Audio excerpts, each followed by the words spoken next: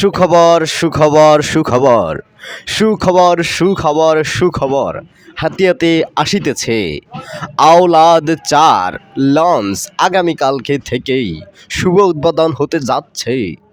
দর্শক, এমনটাই কিন্তু আমরা শুনতে পাচ্ছি। আওলাদ 4 লঞ্চটা কিন্তু হাতিয়াতে অলরেডি নোঙর করে ফেলেছে। আগামীকাল থেকেও শুভ উদ্বোধন হবে।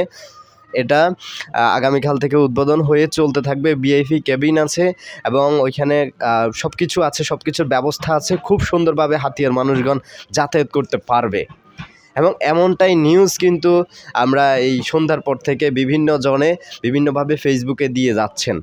তাদের উদ্দেশ্যে বলছি, আপনি একটা তথ্য দিলে সেই তথ্যর সঠিক যে লিঙ্ক আছে সেটা মানুষকে প্রকাশ করুন যে আপনি তথ্যটা কোথা থেকে পেয়েছেন।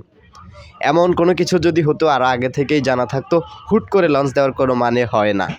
আর যদি একান্ত হয়েও থাকে তাহলে আপনাদের এই অতি আবেগী পোস্টগুলোর কারণে হয়তো আবার চলে যাবে। চিন্তা করুন, একটি লঞ্চ, এত ভিআইপি একটি লঞ্চ যদি আপনাদের এই নোয়াখালীর এই পার থেকে ওই পারের জন্য দেওয়া হয়, স্পিডবোট যারা আছে ওরা যদি এখন এই নিউজটা পেয়ে থাকে, ওরা সবাই পাতলা পায়খানা শুরু হয়ে যাবে ওদের। পাশাপাশি হচ্ছে যারা ট্রলারের ব্যবসা করে তাদের সবার পাতলা পায়খানা শুরু হয়ে যাবে।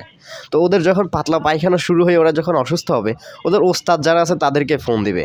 তো ওস্তাদ বলবে, তোমাদের কারণে, যারা ফেসবুকে পোস্ট করতেছো তোমাদের কারণে বা এই লঞ্চের কারণে আমার যারা স্পিড বোটার আছে তারা যদি অসুস্থ হয়ে যায় তাহলে তো এই লঞ্চটাকে রাখা যাবে না। তাই লঞ্চকে তার বাপের বাড়ি পাঠিয়ে দেওয়া আবার।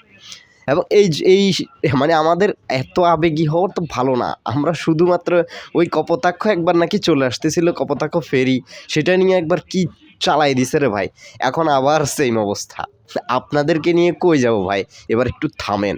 আগে আসুক, নিজ হাতে একটা ছবি তুলবেন নিজের ফোন দিয়ে অথবা একটা সেলফি তুলবেন, তারপরে বলবেন যে লঞ্চটা এসেছে অথবা ফেরিটা এসেছে। এবার একটু গুজবে কান দেওয়া বা গুজব নিয়ে নাড়াচাড়া করা থামান ভাই, প্লিজ।